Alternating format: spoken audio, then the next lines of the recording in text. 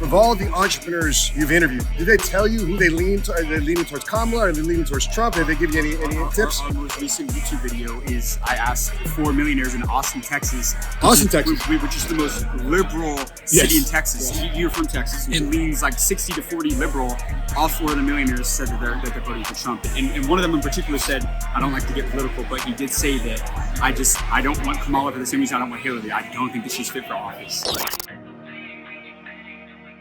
Here with James from the School of Hard Knocks, baby. Let's go. Had to run it back. Come on. So James, what do you think is going on tonight in terms of the Trump leading so far right now?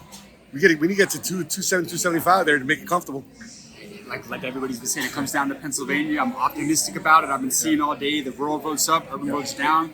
People they're coming out in droves. And he's winning the popular vote, which I don't think anybody expected. So that's crazy. Yeah, and the electoral vote on top of it. So from your standpoint, interviewing entrepreneurs, why is it so important to, at least, if they're not going to run for office, why should an entrepreneur pay attention to what's going on in politics?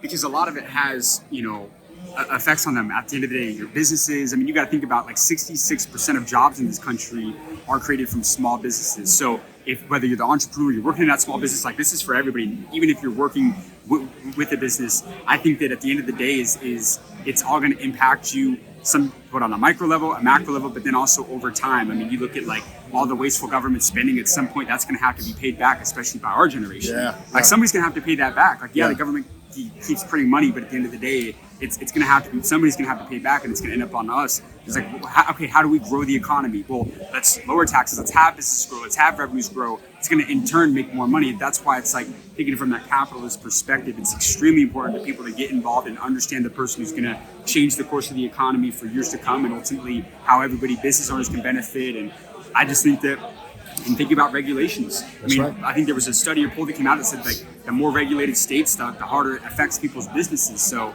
you look at with the Trump campaign, a big component that they've been running off of is that, deregulation, exactly, in energy and all these different sectors that's been able to benefit a lot of businesses and allow for that kind of like free market that we like to see, promote that competition. And I'll just leave them off with one last thing. I know we're going on here, but it's like I interviewed an extremely successful chiropractor from Houston.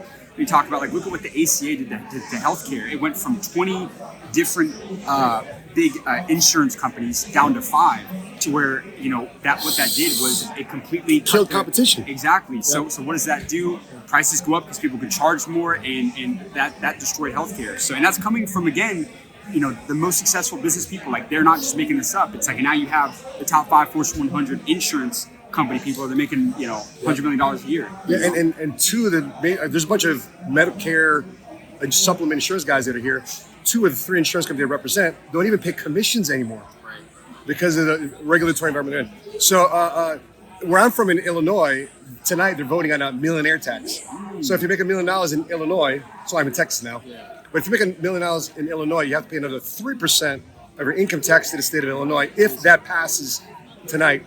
One other question I got to ask you. So of all the entrepreneurs you've interviewed, do they tell you who they lean to? Are they leaning towards Kamala? Are they leaning towards Trump? Did they give you any tips? Our most recent YouTube video is I asked 4 millionaires in Austin, Texas. Texas. Which is the most liberal city in Texas. You're from Texas. It leans like 60 to 40 liberal. All 4 of the millionaires said that they're voting for Trump. And one of them in particular said, I don't like to get political, but he did say that I don't want Kamala for the same reason I don't want Hillary. I don't think that she's fit for office. So, but I got 4 interesting perspectives. People voting for party, people voting for, individual reasons, and just simply just not qualified, So that was I'd say 95% of the millionaires are billionaires. You got the guys like, Mark Cuban out there. I don't know what's going on there. There's got to be something on him, but nonetheless, I think it's interesting. I think a lot of business people will be very optimistic, and I was seeing something earlier that it's like people are going to be spending money now. It's like they're optimistic. This was supposed to happen. Yes, exactly.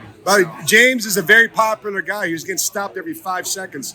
But it's good to know that so many entrepreneurs who watch your content and are part of the value entertainment community, man. So appreciate your dog. Super happy to see you. Likewise, bro. 100%. Oh, hey, James. I'm not thinking